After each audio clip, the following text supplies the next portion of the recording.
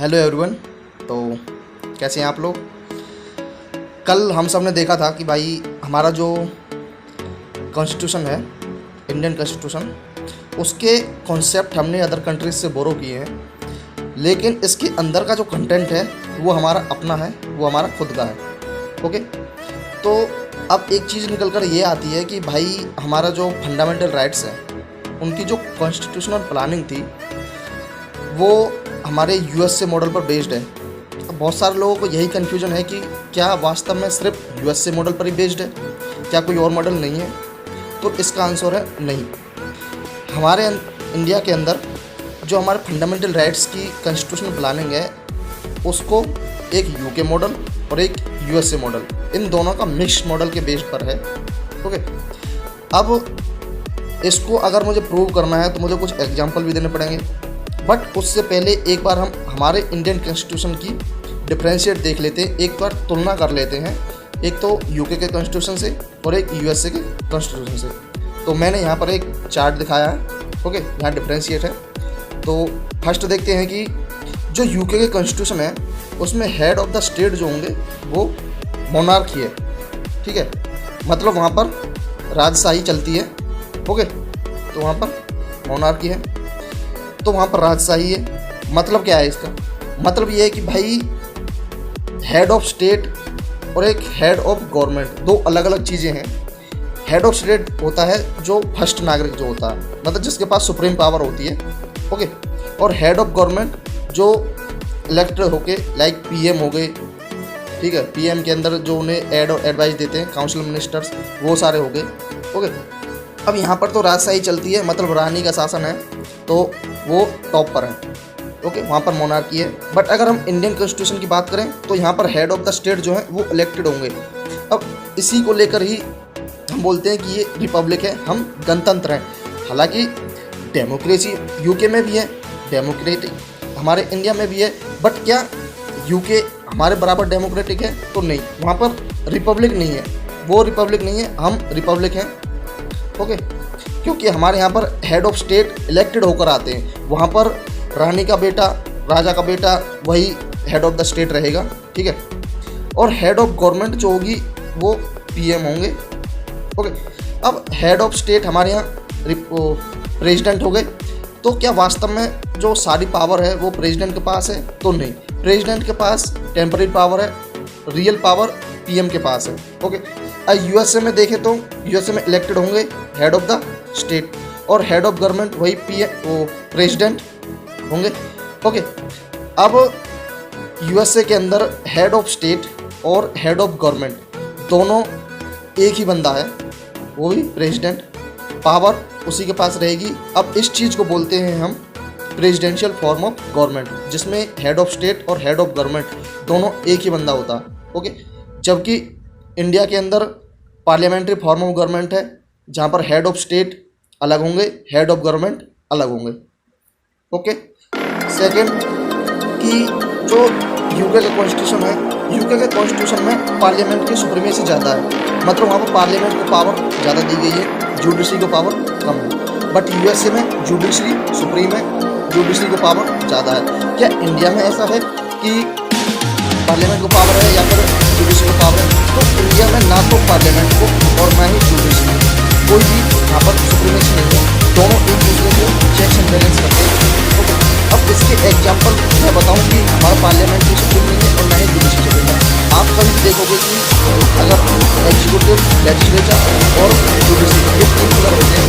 ठीक है, तो एग्जीक्यूटिव में प्रेसिडेंट हो गए, पीएम हो गए, उनके काउंसिल मिनिस्टर, ये सब आते हैं।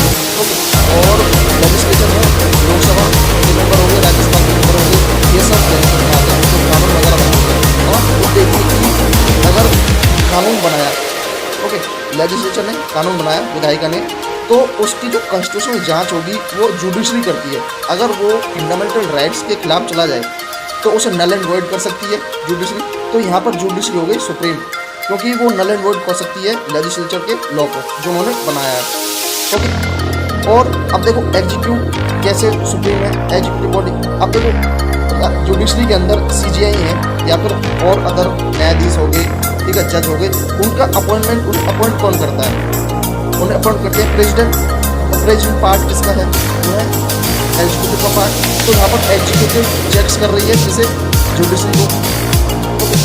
और अगर लेजिस्लेचर कैसे चेक्स करती है एग्जीक्यूटिव को, तो एग्जीक्यूटिव के लिए जब विश्वास प्रस्ताव लाया जाता है, अविश्वास प्रस्ताव लाया जाता है, ठीक है, तो पूरी जो गवर्नमेंट होती है, जो बन रही है, जो बनी हुई है ऑलरेडी, उसको इस्तीफा देना पड़ सकता है, ठीक है।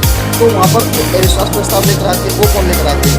लोकसभा मेंबर लेकर आते हैं। पूरी पार्ट किसका है? लेजिस्लेचर का। तो यहाँ पर लेजिस्लेचर चेक्स कर रही है उसको एग्जीक्यूटिव। ओके, तो मैंने आपको यही बता दिया कि पार्लियामेंट सुप्रीम नहीं है और ना ही जुडिशरी सुप्रीम है, दोनों एक दूसरे को चेक्स करते हैं। लेकिन यूके में पार्लियामेंट्री सुप्रीमेसी है, वहाँ पर जुडिशरी का पावर कम है, पार्लियामेंट को ज़्यादा है। बट यूएसए के अंदर जुडिशरी को ज़्यादा पावर है, पार्लियामेंट को कम है। एक देखते हैं कि यूके के अंदर कोई जुडिशल रिव्यू नहीं हो सकता। मतलब ये है कि पार्लियामेंट ने कानून बनाया, अगर वो फंडामेंटल राइट्स के खिलाफ भी जाता है तो भी उसके ऊपर कोई जुडिशल रिव्यू नहीं हो सकता। पार्लियामेंट ने जो एक बार कह दिया वो कह दिया, उसके ऊपर कोई कार्रवाई नहीं।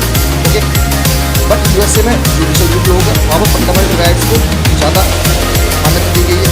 ओके, अगर पार्लियामेंट ने कोई कानून ऐसा बना दिया है जो फंडामेंटल राइट्स के खिलाफ है तो जुडिशल जो है उसे नल एंड वॉइड कर सकता है। तो क्या इंडिया में भी है सर? तो हाँ बिल्कुल है, इंडिया में जुडिशल रिव्यू हो सकता है। अब एक बात यह है कि इंडिया के कॉन्स्टिट्यूशन में क्या जुडिशल रिव्यू के बारे में बताया गया? भाई एक्सपीरियंस नहीं है, कॉन्सेप्ट हो गया। ओके, और एक चीज़ ये है कि जो सबसे बड़ी डिफरेंस है कि यूके के अंदर ये प्रोसीजर एस्टेब्लाइज बाय लॉ है। मतलब अगर पार्लियामेंट ने कोई कानून पास कर दिया है तो वो फाइनल है।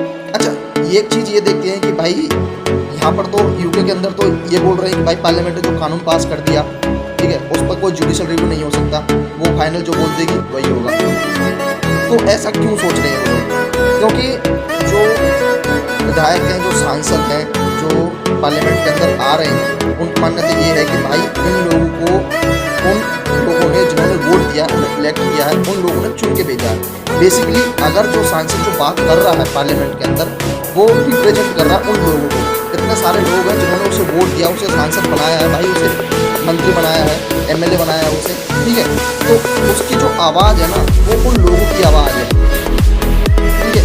अब ऐसा तो है नहीं कि जज साहब वहाँ बैठे हैं बोर्ड में और वो लोगों की भावनाओं को समझ सकते हैं, लोगों को क्या प्रॉब्लम है, क्या प्रॉब्लम नहीं आ रही है। बेसिकली जो ग्रास लेवल पर काम करेगा वो मंत्री है, वो जाके देखेगा, एमएलए वगैरह जो होते हैं वो जाते हैं।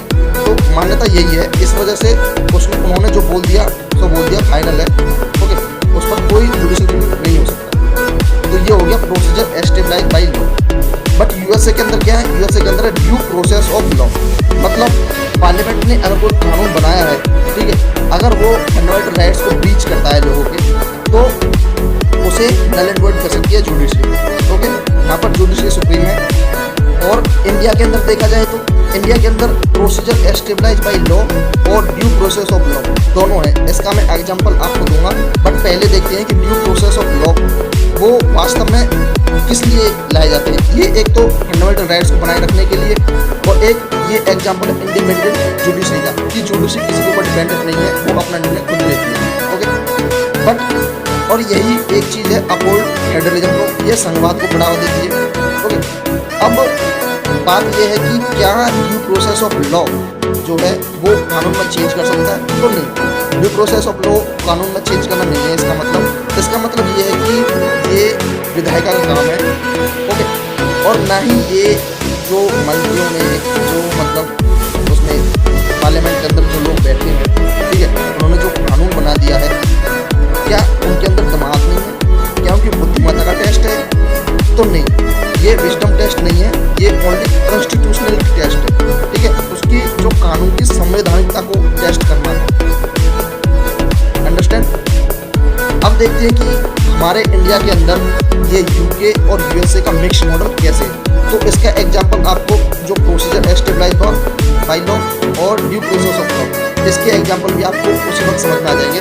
अब देखिए मैं एग्जांपल देता हूँ कि हमने जब हमारा भारत आज़ाद हुआ तो उस टाइम पर 1951 में हमने एक नई अनुसूची बनाई, शेड्यूल बनाया था, ओके, तो उसमें उस टाइम पर ये बोल दिया था कि भाई इसके अंदर मतलब कृषि को लेकर भू सुधार जो कार्यक्रम किए थे, तो उसमें ये बोला था कि भाई इसमें जो भी हम कानून बनाएंगे या कुछ बनाएंगे वो जुडिशल रिव्यू से अलग रहेगा, मतलब उस पर जो जुडिशरी है वो कुछ नहीं कर सकती, हमने जो बोल दिया सो बोल दिया। तो वहाँ पर पावर किसकी दिखती है? पार्लियामेंट की। तो वहाँ पर पार्लियामेंट की पावर ज़्यादा दिखती है और यहाँ पर जो जुडिशरी है उसकी पावर कम दिखती है। ओके, तो ये तो हो गया जहाँ पर पार्लियामेंट की पावर ज़्यादा, प्रोसीजर टेस्ट बाय लॉ का एग्जाम्पल। और ये कहाँ का मॉडल है? यूके का मॉडल बेस्ड है। ओके, तो एक एग्जाम्पल तो ये हो गया। अब दूसरा एग्जाम्पल देखते हैं कि 42वें कॉन्स्टिट्यूशन अमेंडमेंट के बाद 1976 में अब इसमें ये भी बोल दिया है कि भैया इस पर जुडिशरी भी हो सकता है, क्योंकि यहाँ पर पावर किसके पास आ गई? जुडिशरी के पास। स्टार्टिंग में ऐसा नहीं था, बट 42वें कॉन्स्टिट्यूशन जो हमारा हुआ है उसमें हमने इसमें पावर जुडिशरी की पावर दे दी है। ओके, और वहीं दूसरी तरफ एक और एग्जाम्पल है जुडिशरी सुप्रीमेसी का, ठीक है, वो क्या है?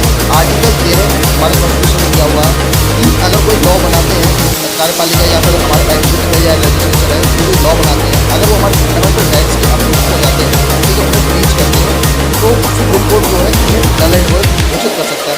तो ये किसके बेस पर है? जुडिशरी को पावर है। ये किसका मॉडल हो गया? ये यूएसए का मॉडल हो गया। ओके, तो हमारे यहाँ पर मॉडल जो है वो कोई एक मॉडल नहीं है, यूएसए और यूके दोनों का मिक्स मॉडल है। ओके, एक और एग्जांपल देता हूँ। इमरजेंसी इंदिरा गांधी जब पीएम थी तो उनके टाइम पीरियड में इमरजेंसी लगी थी। ओके, इमरजेंसी के टाइम पीरियड में उन्होंने बोला था कि भाई अगर हम फंडामेंटल राइट्स में कोई भी संशोधन करते हैं, अमेंडमेंट करते हैं, ओके, तो वो आर्टिकल 13 और आर्टिकल 368 को उससे बाहर रखा गया। यहाँ पर इसकी पावर दिखाई देती है, सुप्रीमेसी किसकी दिखती है? यहाँ पर पार्लियामेंट की सुप्रीमेसी दिखती है, क्योंकि उन्होंने जो फंडामेंटल राइट्स में संशोधन करेंगे वो आर्टिकल 13 और आर्टिकल 368 से बाहर होंगे। तो यहाँ पर जुडिशरी को कम कर दिया। तो मैंने आपको एग्जांपल भी दे दिए किस तरह से यहाँ पर पार्लियामेंट की सुप्रीमेसी है और जुडिशरी की सुप्रीमेसी है। एग्जांपल भी दिए आपको, इसमें डिफ्रेंशिएट भी बता दिया, क्योंकि आजकल जो क्वेश्चन आ रहे हैं वो डिफ्रेंशिएट करके बहुत ज़्यादा आ रहे हैं। तो I hope you understand guys.